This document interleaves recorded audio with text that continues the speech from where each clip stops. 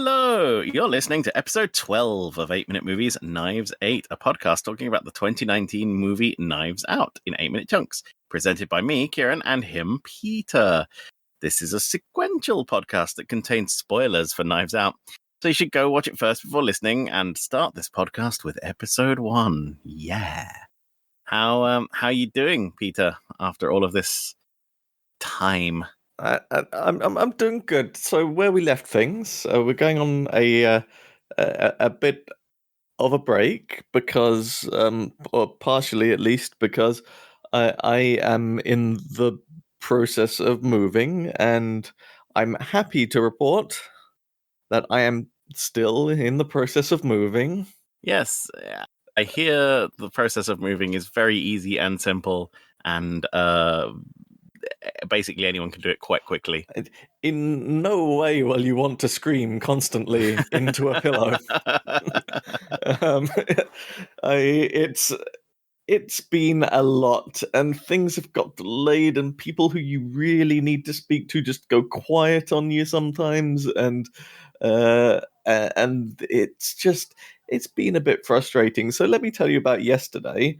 We were finally able to get into the place that we're moving to, so that's good. That's a bold step forward in this process. So I had a little adventure yesterday, just looking around the place, starting to get it ready, and basically what happened is we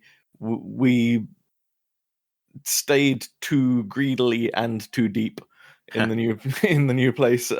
We went for a little meal around the corner, and then we were like, I wonder when IKEA closes tonight. Ooh, 10 p.m. We could just nip there and get a couple of the things that we needed to get that we can't order, because there were a couple of things we needed to get there that we couldn't order. So we went to IKEA, and one of the things that we got was just a big rug. We needed a big rug. And so we picked up this big old giant rug, and we left the store about 15 minutes before the whole thing was going to close at 10. And we needed to order an Uber XL because a regular sized Uber was not going to fit this rug in it, basically. I think it's pronounced Uberxel. Uberxel, yes, you're quite right. I stand corrected.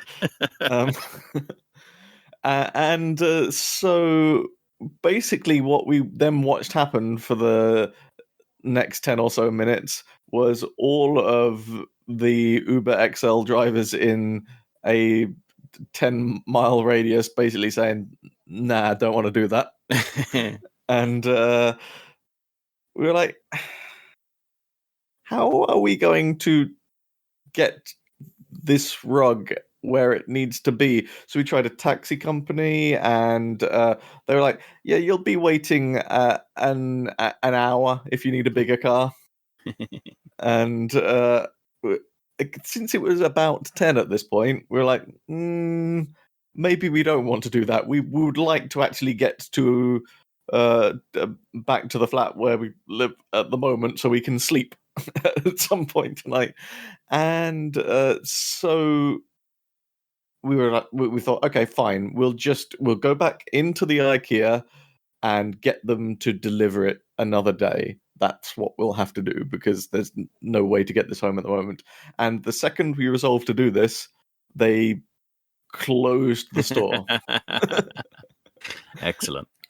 And so after just kind of standing there open mouth for a while and wondering whether we were genuinely going to have to wait around for an hour for a taxi and then find some way of getting home, I had the idea that instead what I would do is basically take the rug on a tour around Croydon, which is the area that we're going to be living in, and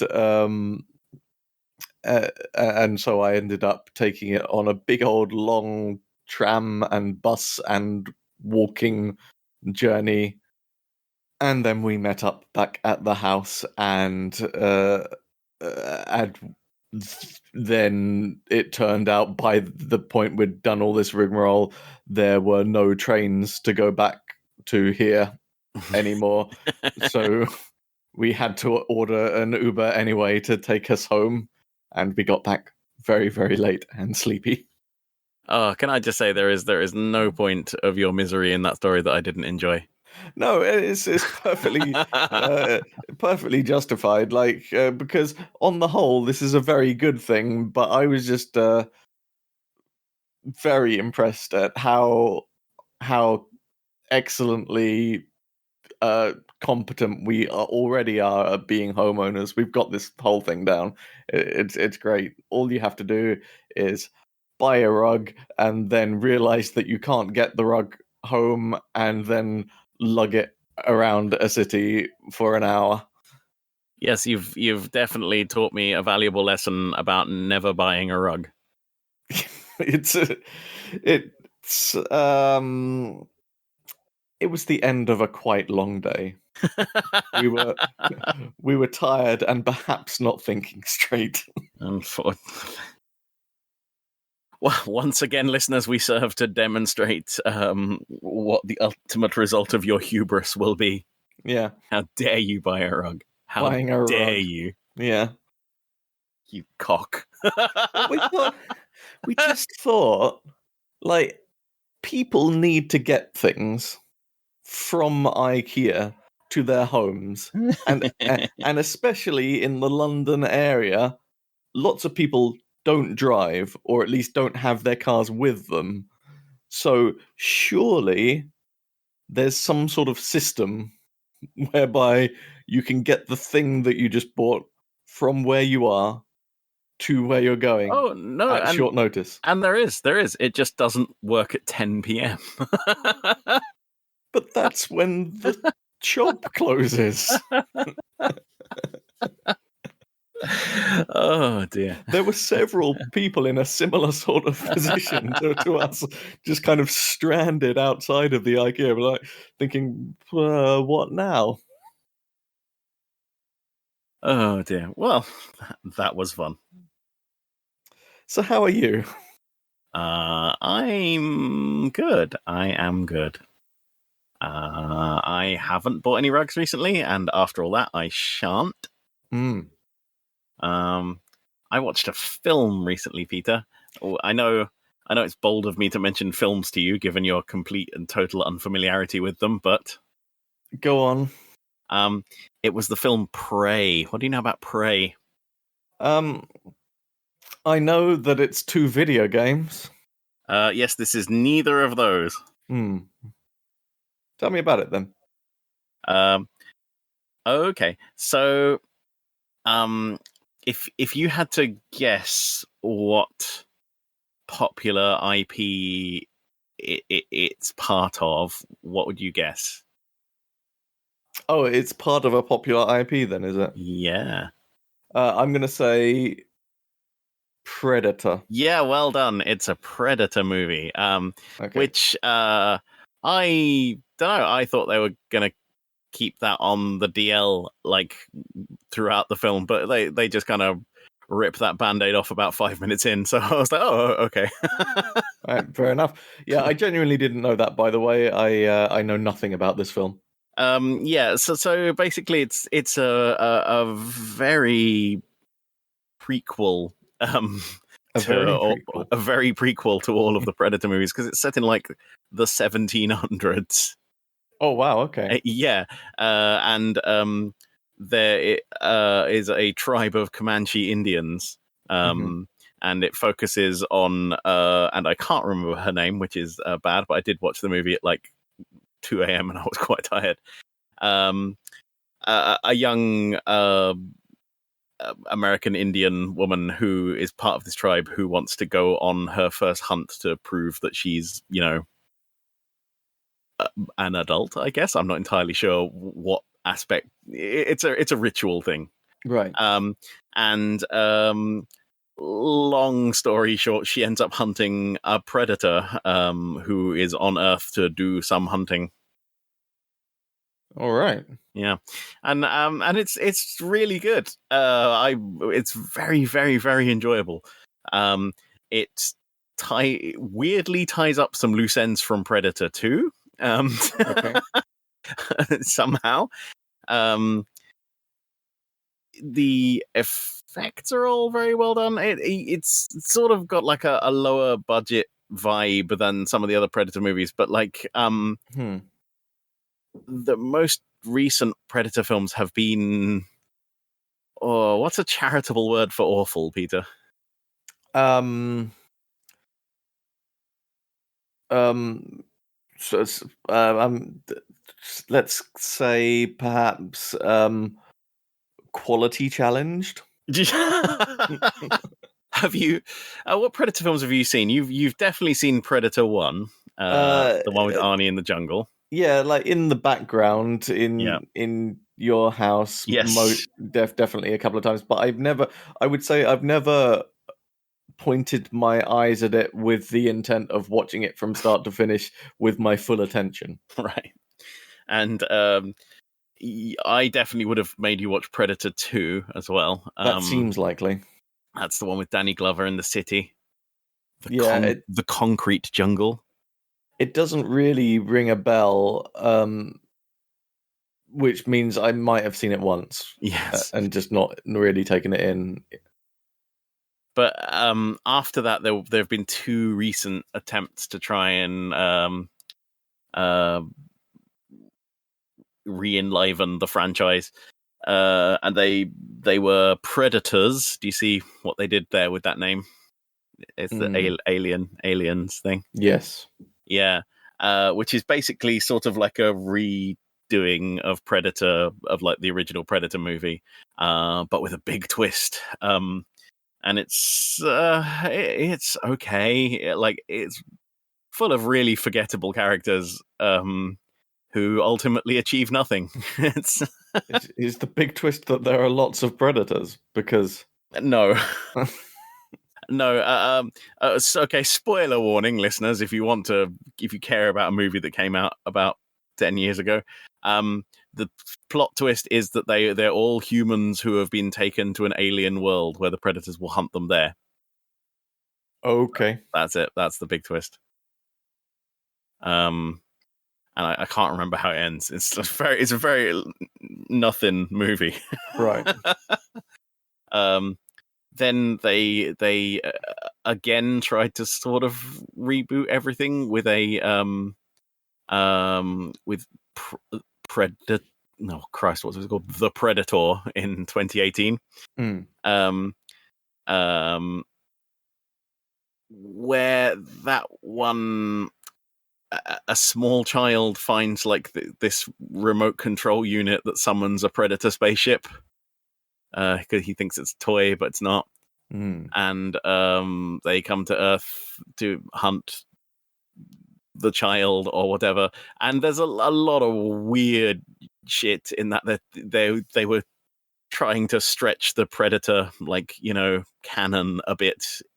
Because basically what happens is they turn up and they hunt somebody, then they fuck off. I mean, that's their vibe.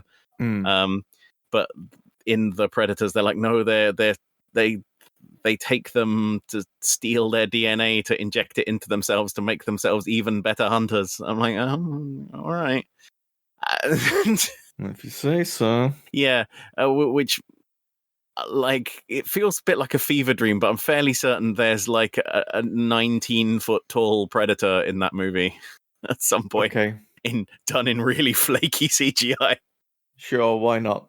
There's definitely a predator dog as well, because but the dog is bad at the start, but becomes like the human's friend by the end of the movie. When you say a predator dog, what? Like, can you define that a bit? Like a very large dog with dreadlocks, basically. Yeah, that's pretty much it. And I think it might have the predator mouth, the sort of mandible jaw. But I saw this movie in the cinema and I regretted that decision. Well, anyway, we've gone on a bit of a tangent. Prey was very good. I would definitely recommend watching it. I mean, given what you've told me about it, they could have called it Predator. Oh God. might have been confusing. Yes, it certainly would. But it's not a released in the cinema film, which is very interesting for a high profile IP like Predator. It's straight to streaming services. All right. Yeah. Well, I guess I feel like that sort of thing is becoming more normal. It is. Oh, well, there's a lot of stuff like that going on. Like they're making an Alien TV series that's going to be coming out on the streams. Yes. Yeah. Exciting stuff. Exciting stuff for any fan of the franchise. That's the word. Alien franchise. Alien. Yes. I can speak. Oh, there was something that I found quite interesting about Prey as well, is that they did 2 whole versions of it. One which is where the main characters all speak in English, and one where they all speak in Comanche. Oh. Which where it's not like a dub. They literally re-recorded all the actors and actresses talking in Comanche, which is unusual and very interesting. It is interesting. It's a big commitment. I think it was supposed to be the go-to one, but I think the studio might have chickened out a little bit. And God, no one will sit here and watch a movie entirely with subtitles. I mean, you have said that before. Yeah, I oh dear, am I being hoisted by something? Yes. Look, it's not my fault that I can't read. Okay. It's true though. Like it's fair enough. It's nothing about it being in a different language. It's just having to divide your attention between reading stuff and watching the action. It can be it. I think it's okay if you're familiar with the film, but if I was watching something for the first time, I want to be able to focus on what's going on. Yeah, exactly. I think I find about subtitle stuff is that I often put things on in the background while I'm doing something else, because that's just the way people absorb media here in the 21st century. And if it's entirely subtitled, I just end up missing huge chunks of the film because I'm not reading the subtitles. It's why I prefer to watch dubbed things as well. Because same. And people say, but the performances are so good in the other language, but they don't know. You don't know how good the performance is. It could be a really terrible performance, but it just sounds good because they're emoting in a language you don't understand. They could be putting emphasis on all of the wrong words. You wouldn't know. Oh God, that reminds me of that tweet about the guy who got the job on Indian TV, even though he's not an actor. Did you? Yes, right. Exactly. That might be what it's like. It's fine to them if they don't understand English. But they don't speak English, so they don't understand that he's inflecting all the words entirely wrong. Yeah.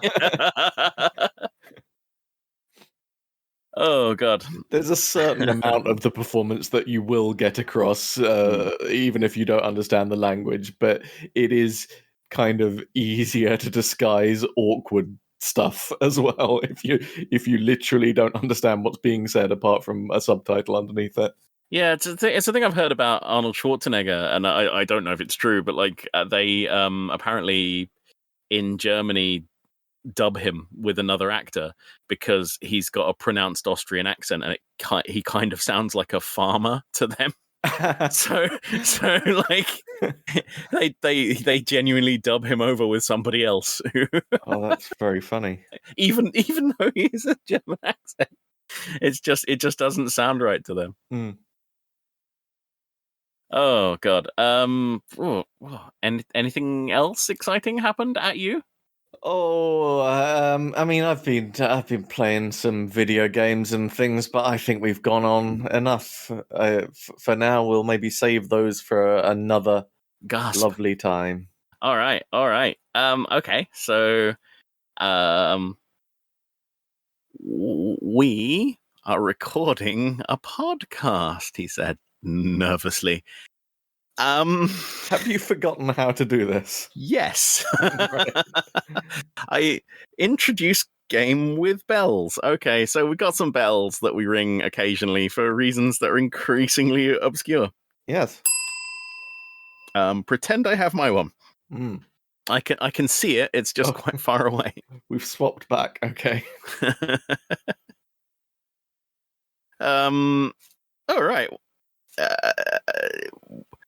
You know the rules of the bell game by now. You know how bad we have been at remembering that we have bells and to ring them at the appropriate juncture. Just bear in mind that at some point a bell might ring. Try not to be alarmed. At some point, a bell might ring.com. Peter, let's not talk about the thing. What wouldn't you like to hear about today? I would absolutely hate to hear a description of the town that the scene in this segment was shot in. I know that's not going to be the thing that you're going to talk about. It's also ding because you said thing. Right, okay, fair enough. Can you ring your own bell for me? Yeah, okay, fine. There we go. And also, yeah, no, it's definitely not that. Today, we're not talking about the movie Sleuth. So we are talking about that. Yes.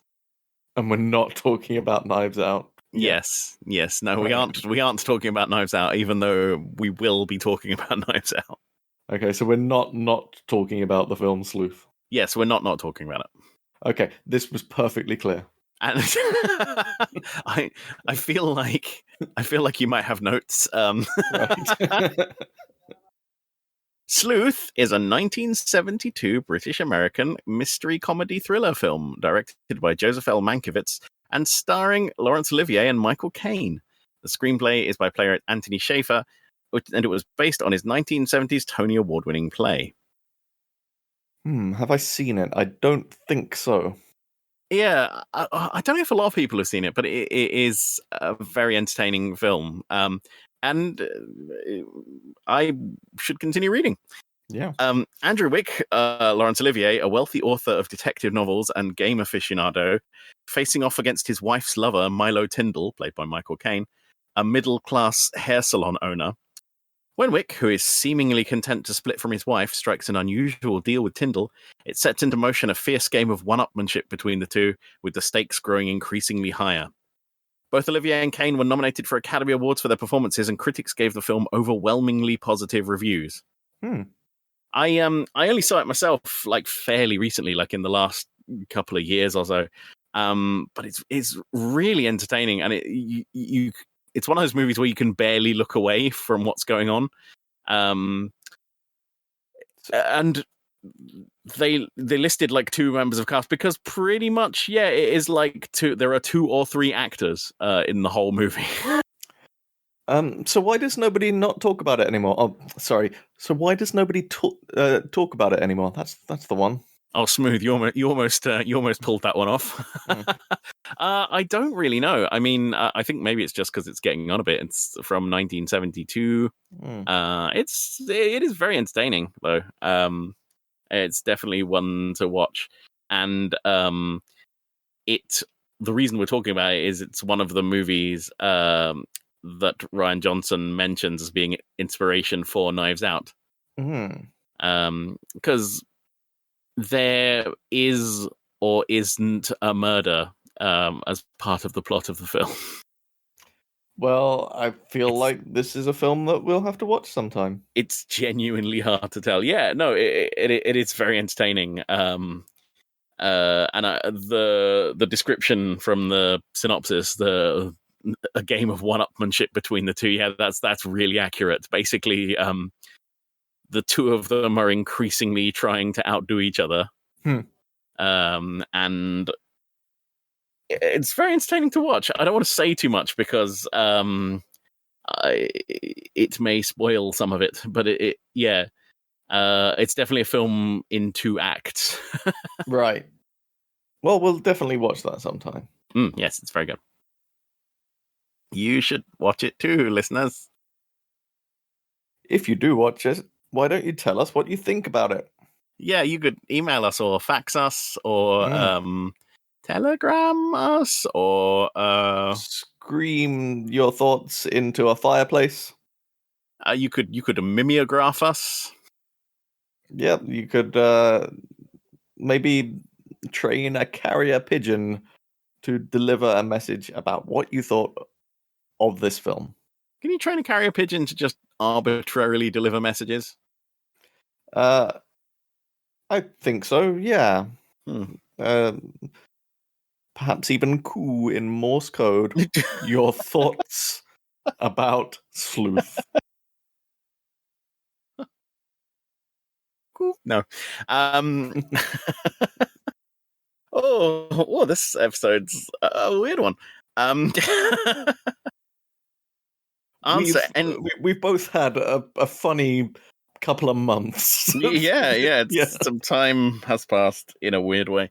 Answer any questions from previous episode. You didn't have any, so there you go. No questions to answer from previous episode. Review Peter's answers from previous episode. Okay, if you were seeing this for the first time, who do you think is the murderer and how done it?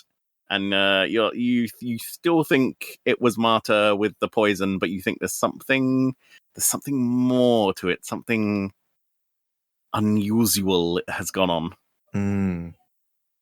And you said, what happens next? Marta is going to look in an envelope, see a partial toxicology report, which says, and I know what you did.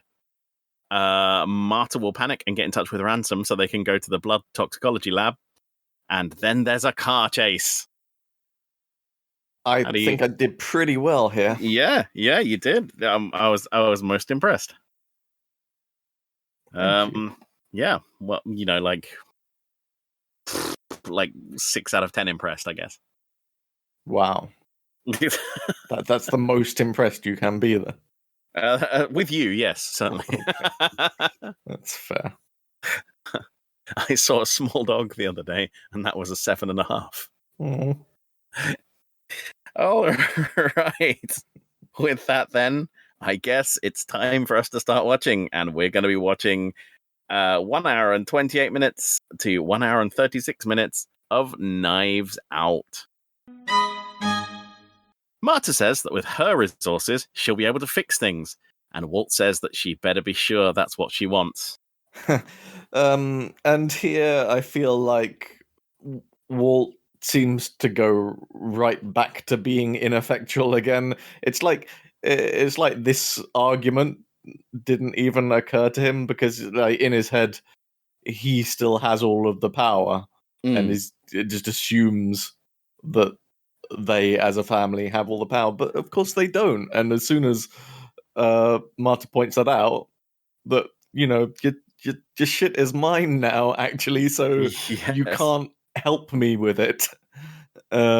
He's like, oh, I didn't think of that, and doesn't know what to say. Yeah, he's still trying to be threatening in that way we discussed before, where he may not be aware that he's being threatening. Right. But yeah, he doesn't really have a leg to stand on. It's funny because he's got an injured leg. Yeah, it takes the wind right out of his sails. Did you get my leg joke? Because I did. I got your leg joke. I didn't feel the need to acknowledge it any more than you already self-acknowledged it. Okay, I'm sorry. I just thought it was quite good. Yes, leg to stand on because of the leg. Well done. We're all very proud of you here. Thank you. Thank all of you. Thank you. Marta goes back inside and opens the unmarked envelope. Inside is a photocopy of half of a blood toxicology report and the tag from her medical bag with a message saying, I know what you did. Pretty dramatic. Note the torn off strip along the bottom of the paper here. I'm sure that won't come back or anything. The torn off strip. Sorry, what do you mean? the blood tox report has been torn in half, so all you can see is the bit that says Harlan's name and address. Right. Like Yes. the bit with the blood toxicology report on it is missing. Yes, I'm with you now. Sorry, I thought you were referring to something different. Ryan Johnson notes that that this took dozens of goes on a photocopier with the props department trying to get exactly the right amount of bad photocopy. Again, another of those cute things where you're like, oh yeah, like, you know, because the person who sent it, you know, we were allowed to talk about spoilers, right? It's Fran. Fran sent it. Yeah. But she was not the best at photocopying, and they had to simulate that by deliberately fucking up a photocopy a bunch of times. I think if you're like practically minded, good at kind of making things with your hands and stuff like that, props is probably quite a fun thing. Yeah. I always would like to have had done that. I don't think I'll be very good at it, but I can see the appeal. Marta shakes her head as her phone rings. It's Blanc. She hangs up on him. On the screen here, it says maybe be Blanc, which seems weird to me. But apparently this is a feature of iPhones that it will kind of infer who somebody is through contacts of contacts. Oh, okay. So it'll say it may be this person. Right, yeah, I was wondering about that actually. Which is really weird because she's using an Android phone. Oh, okay. Yeah. So that's just even more confusing to me. Well, but like nowadays, phones will tell you if it's a business that they're aware of, or like stuff like that. But I've never found like just a name of a private individual who I don't have saved on my phone come up. I don't think. I got a telephone call earlier today, and it was like an 0208 number, so it was a London number. So I answered it, and I said there was like a long pause, and I said hello. And then, like, a small, frightened woman's voice said, hello? And I was like, hello? And then this repeated a couple of times, and then I hung up. So, that was a weird experience. Very odd. So almost like what you'd get if you wrote a script to randomly dial two people and then connect them together. Like... I mean, I assumed it was going to be one of those, we're calling about the accident you had that wasn't your fault, and then I just hang up and blacklist the number, but it was just real weird. Maybe this is the start of a much longer con. Yeah, I'm like, is this an ARG?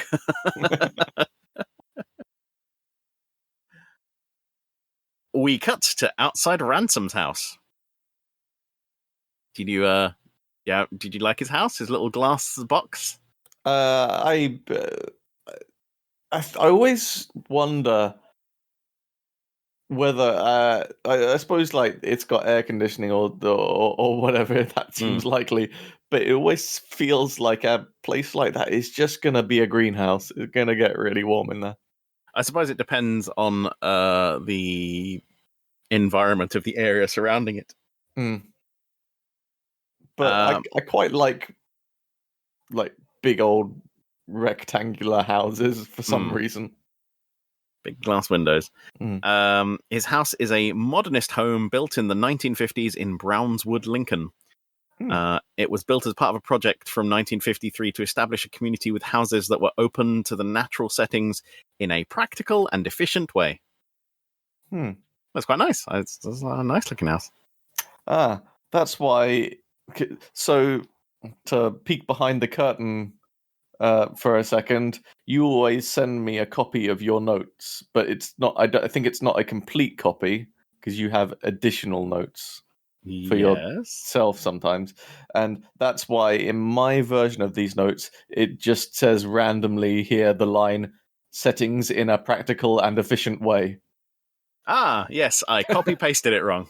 Okay. Yes, I was like, Why does it say that? That's such a weird thing to say.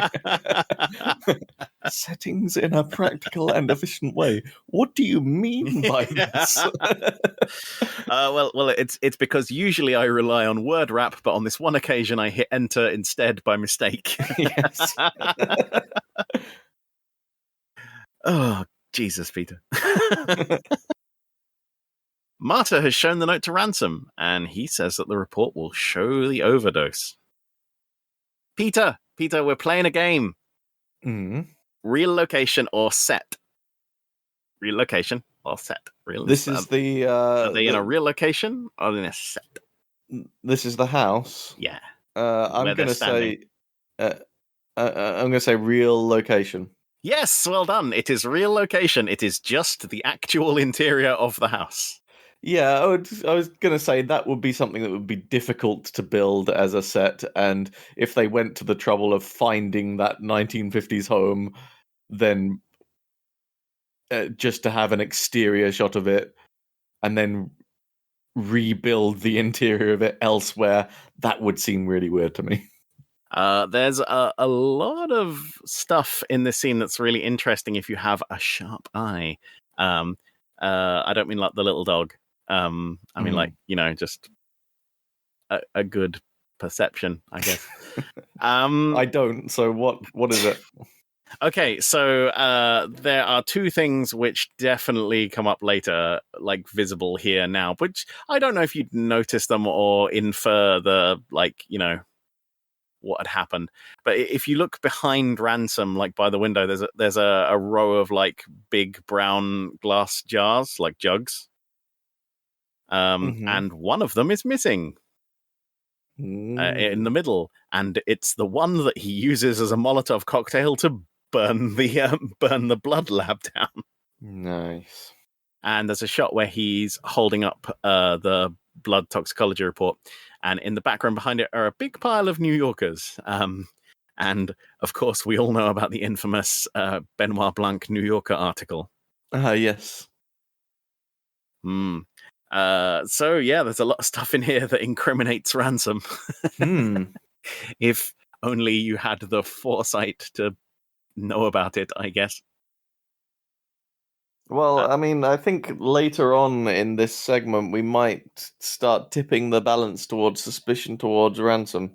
And Ryan Johnson notes that this scene was the hardest scene to write for the movie because it's all linking and exposition, and it's quite difficult to get that across in like a believable way, which isn't just sort of like an info dump. Right. They did quite well, I think. I think it doesn't stand out as being awkward or anything. It's brief enough that I just kind of forgot this as a location in the film until I saw it just now. Marta asks how Ransom knows all this stuff, and he says he was Harlan's research assistant for a summer. Plausible enough, I suppose. He asks what kind of blackmail this is. There's no demand, no meeting place, and the actual evidence is at the crime lab up the road, so why send it at all? We good questions. Immediately cut to the crime lab, which has burned down and is being sprayed down by the fire brigade. How fortunate. How convenient. And all of the firemen have names on the back of their uniforms. That's true. Like football players. Is that a thing? Yes, I can see why they would have it, so that you can see them in the dark. Yeah, identify the person from the back. It does make sense. Yeah. Imagine if there was smoke because there was a fire. Yep, they qualified to deal with that kind of situation. We see some of the names. There is there's a Zompetti. There is a Leonard and an Ayot and something that looks like Bsaza. Are those names of any significance? Now, I was going to let you put your foot in your mouth by being slightly mean about these firemen because, yes, these are real firemen from the local area who are acting as extras in the film. Okay.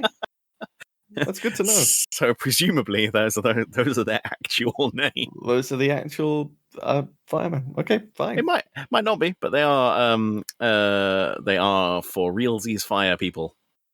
All right. This whole scene was filmed at a disused DMV in Marlborough. They built the burned off bit off to one side and just put like the medical examiner's insignia on the rest of the building. Blanc arrives to find Elliot there. Nobody's been hurt, but the place was burned to the ground at 5 a.m. and they aren't going to be able to get Harlan's blood work now. Ah, heck. If only we hadn't seen that coming. Yeah. Weird. Does he say, "What's the cheese"? He does. When Blanc turns up, he says, "What's the cheese?" Is that a phrase? Do you know what? I don't know. I hold on. I'm going to Google "What's the cheese." What's the cheese? Cheese is a food made from the pressed curds of milk, firm or elastic or soft or semi-liquid in texture. That's not entirely what I mean, Google. No, apparently it's it is a slang exclamation. Mm-hmm. Although the fourth article down is about Daniel Craig saying it in Knives Out. Right. So I guess it's not used that commonly. No. What's the cheese? So this is another case of Benoit Blanc using a fairly obscure expression. Benoit Blanc being slightly deranged. Yeah. Ransom and Marta arrive in her car and are shocked that the place has been burned down. Oh, yes, one of them certainly is. One of them's a real shock. Yeah. I don't know. We should have looked at Ransom here to see how shocked he looks when he turns up and the place is burned to the ground. What is the play here actually turning up though? Because that's what I don't quite follow here. Why does Ransom want them to actually go here where they might be seen? That's a good question, and I don't really know. I mean, the only reason for it I can see is them going to be like, oh, maybe we could get a copy of the blood toxicology report by turning up there and asking nicely. Because Ransom, of course, knows at this point that it's burned down, so I guess he wants to show it to Marta.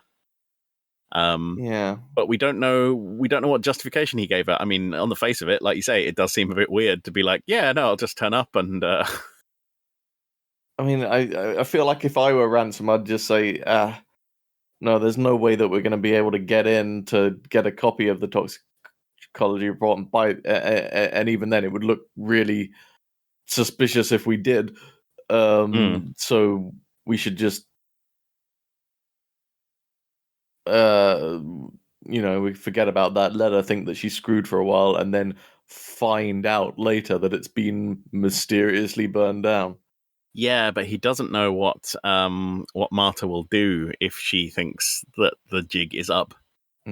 Maybe he just wanted to verify for himself that the burning down had worked.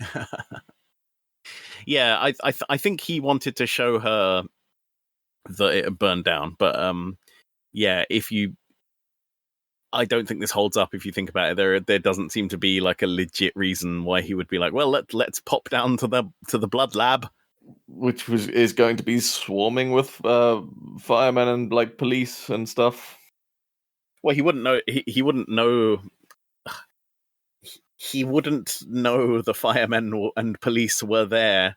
He could probably have a good guess. No, I mean look, if he's trying to pretend to Marta that they can go, look, it just doesn't hold up. There's no reason for him to be like, well, let's drive down to the blood lab.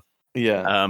The only justification I can think of is him going, well, let's go down to the blood lab and see if we can get a copy, even though he knows that the blood lab is burned down. He's trying to show that to Marta because Marta at this point is like, the game is up. They know about the morphine. Right. But it looks at this point like, oh no, maybe her goose isn't as cooked as she previously thought. Yeah. But at the time, now you've got to think it's just too much of a coincidence that this has happened. So you got to think that, well, this has to have something to do with the crime. Yes, And the we blackmail. know that we know that Marta didn't do it. We know that there's this mysterious blackmailer.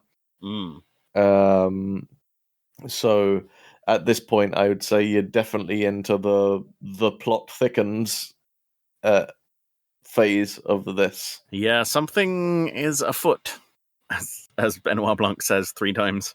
I believe the game. Ransom asks if there's any other way she might have been contacted about the blackmail, and she checks her email to see 1209 Columbus Road at 10 a.m. The email she receives is from a Proton Mail account, which is a real anonymous mailing service. Okay. You can't figure out who sent you an email through it. So Ransom is weirdly up on his InfoSec stuff. They look up to see the time. It's 9:30, and Blanc is looking at them in the car. Yes. It's pretty obvious they're not doing a very good job of hiding themselves. Yeah, they're only like 20 odd feet away. I mean, he can see them quite clearly, and that's what the look on his face is expressing. I don't know if I've mentioned this already, but all the times in the film are correct. So they constructed a timeline, and anytime you see a clock or someone looking at their watch or their phone, the time is right for the time that it should be in the film. That's really nice. That's someone went to a lot of effort over that. Good detail. Rian Johnson said it wasn't him. Blanc walks towards her, and she screeches the car around, heading back up the road. Just making it more and more suspicious by the second. I guess at that point, you're like, fuck, I'm screwed because I have no good reason to be here. Anyway. Plus also, I've got to meet my blackmailer in 30 minutes. Right, yeah, there's that. The police chase her, Elliot, Blanc, and Wagner in one car, and 2 cop cars, sirens blaring. I do like that Blanc calls Elliot to the chase by going, Elliot! Elliot! Yeah, it's a very good very good show. Once again, Elliot has become completely subservient to him. Yeah.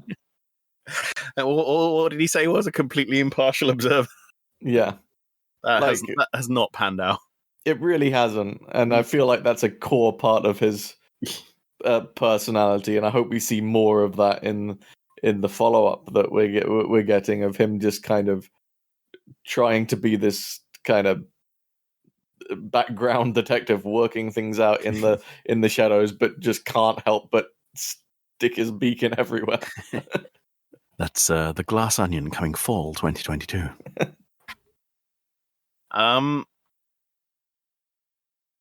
Yeah, Rian Johnson had recently seen Baby Driver and knew that they absolutely couldn't, beat the driving scenes in that, like a film made by his friend Edgar Wright a few years previously. So he decided he wanted to outdo them in terms of silliness. Right. Fair. Marta's car can't go faster than their cars, so Blanc pulls up alongside and waves his phone at her. Still at this point during the car chase, is like, why aren't you picking up your phone? Just answer your phone. It's even funnier because she has the missed call earlier when she's looking at the letter, and it hangs up that. So it's like, I've been trying to call you, and now we're in a car chase. Answer the phone. Ransom says that she has to get the blood tox report. It's her only chance. And she slams on the brakes, all the cop cars screaming past her. Oh, that bit is brilliant. Where she puts the brakes on like real hard, and everyone in all the other cars goes, "Whoa!"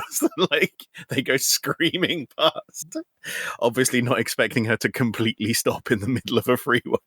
Yeah, I mean, it's a good tactic in like space sim games. If it's someone on your tail and you want to slam on the brakes and then they overshoot you and then you open fire, which isn't what happens here, but it could have been. That's all I'm saying. You've gotta change your shields to be all at the front. Yeah. She pulls off, and they desperately do U-turns on the road to try to follow her. Marta drives into town, then down an alleyway, which the cop cars can't follow her down, shaking off two of them. The car chase scene here goes through downtown Natick in Middlesex County, part of the greater Boston area, on Main Street and Central Street. They're actually just going up and down the same street, and the chase starts and begins basically 100 meters apart. Marta pulls up and takes a moment to calm down, saying she'll go and agree to anything to get the tox report, and thanks Ransom because she couldn't do this without him. And then Blanc knocks on the window of the car. It's a pretty funny bit because they do sell the idea that you do think for a moment maybe she genuinely did lose them in that like maze of back roads. It sold pretty well, but no, she didn't even slightly lose them. She lost the two cop pursuit cars, but not the police detectives. Right. Which is fair. They get out of the car, and Elliot says that was the dumbest car chase of all time. Blanc reveals he spoke to Great Nana, and she said she saw someone climbing the trellis on the night of the party. Elliot takes Ransom into custody, as Blanc tells Marta that Nana saw Ransom come back. I feel like when I've watched this before, I haven't quite taken in this detail that Blanc explains here, and I think we'll get into it a bit later when you ask me who I think done it and all, but I think if I'd paid more attention to this detail, I might have been more suspicious of Ransom as the ultimate culprit at this point, because it's pointing a pretty big arrow towards him at this point, and I think I don't know why, but I never really absorbed this detail the last time I've watched this film. Yeah, and of course we know that the biggest clue is from what Great Nana said at the start of the movie. Ransom, are you back again already? Right. Because he comes back twice, or that's what she thinks anyway. Noah Segan here, who's playing Trooper Wagner, said that he had a real problem guiding Chris Evans into the car because his arm muscle was bigger around than his whole hand. He said it was like a raccoon grabbing an oak tree.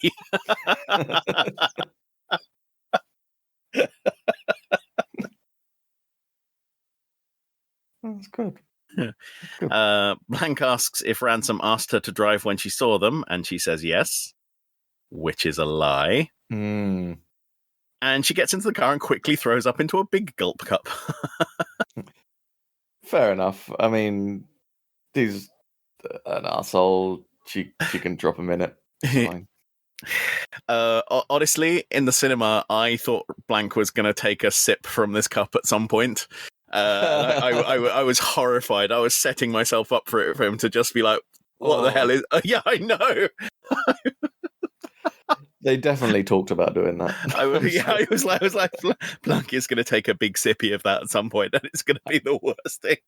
Now that you've said it, I'm pretty sure that I expected that to happen as well. Blanc gets in and asks her to drive to the police station, and he'll catch her up.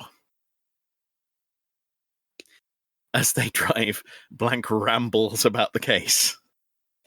and it's like he's rehearsing, really. Yeah. It's very theatrical, but in a way as well, I kind of get it. It's almost like he wants to have the audience of one there for it as well. Because I find that when I'm trying to figure something out, sometimes if I'm just getting a bit stuck, I'll get unstuck if I talk it through out loud and there's just anyone there. They don't even have to say anything back. But if I talk it through with someone, I might kind of stumble into the right way of putting something, or figure out, oh, that's what I need to focus on next. So I kind of get the talk the whole thing through, find a way of putting what it is you're thinking into words method of working stuff out. It's it's commonly used in programming where it's called rubber duck debugging, where you basically talk everything through with another person, but the process of talking it through makes you order your thoughts in such a way that you go, this is the assumption that I've gotten wrong. I myself have done it before, where I've sat down with somebody else, started talking, and gone, oh no, I've got it. Thank you. Goodbye. Exactly. I'm totally familiar with the thing you mean. Not with programming, but with like other things where there's a problem that you're trying to work out. Yeah, it totally happens all the time, and that's what he's doing, but in a very kind of theatrical way, where he spins out these very odd metaphors, like unkinking the slinky. Yes. And of course the famous line about this case is a donut. Yes, with a hole at the middle. Yeah, which he does bring back later, which is why I say like it's like he's rehearsing for that moment, but he just doesn't quite know the ending yet. Yes. Marta notices that it's now 9:56 and asks if she can run a quick errand. They pull up outside a dry cleaners and Marta runs out of the car. And that's where we leave it. I think Blanc is asking her some sort of question and she just ignores him and runs. Yeah, she said he says to mind the door or something like that, and she just slams it. Oh dear. And that brings us to the end of that episode. Ooh. I think we're just about to find out who the blackmailer is, but I think we already mentioned it in this episode. So that's, all of the joy sucked out of life by our podcast. That's what we do. That's what we're Again, people aren't playing this. They aren't watching 8 minutes and then listening to the podcast and then watching another 8. If you are doing that, again, we've said it many times, but stop it.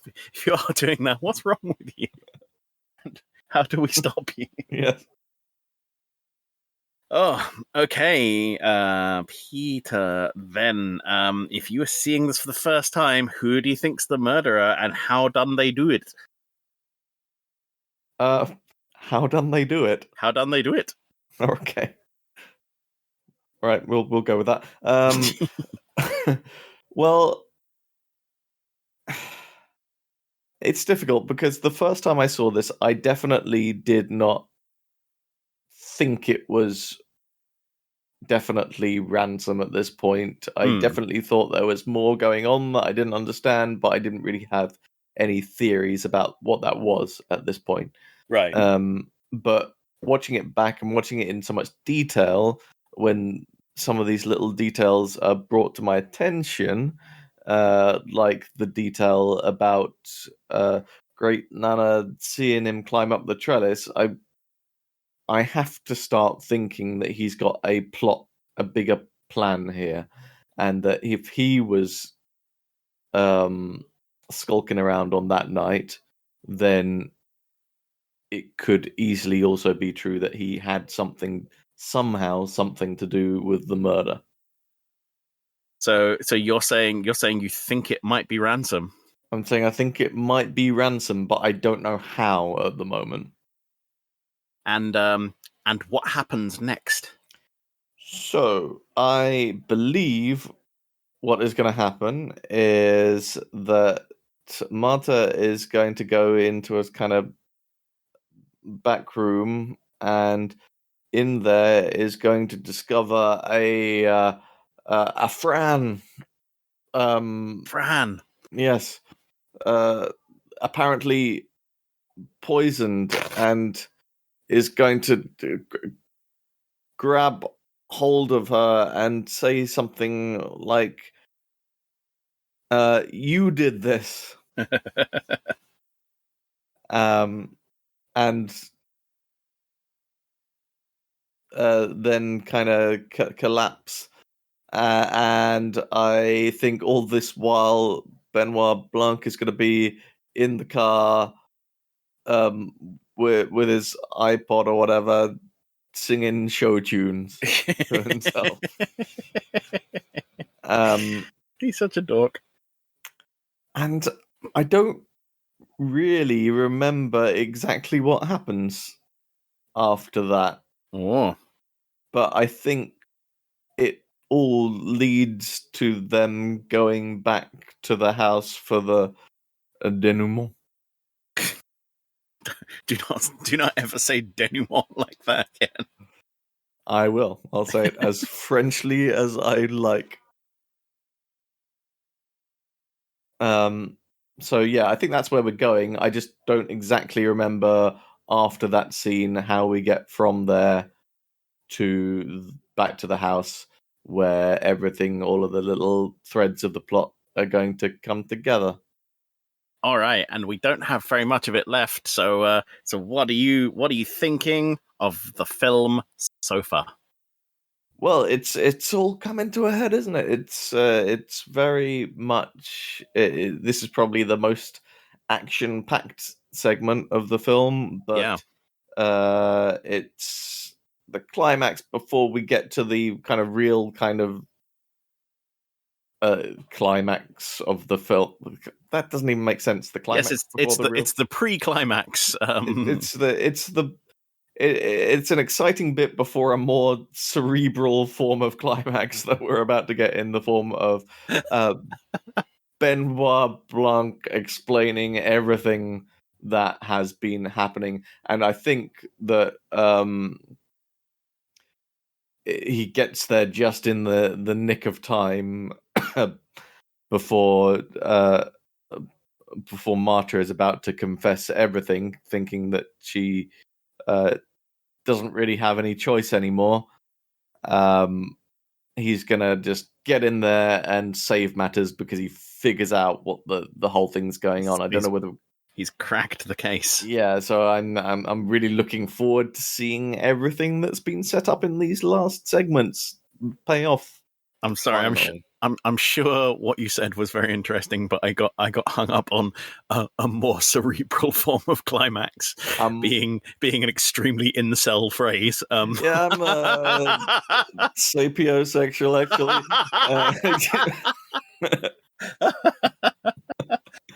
That's the way you only have sex with monkeys, right? Yeah. Oh, Jesus fucking Christ.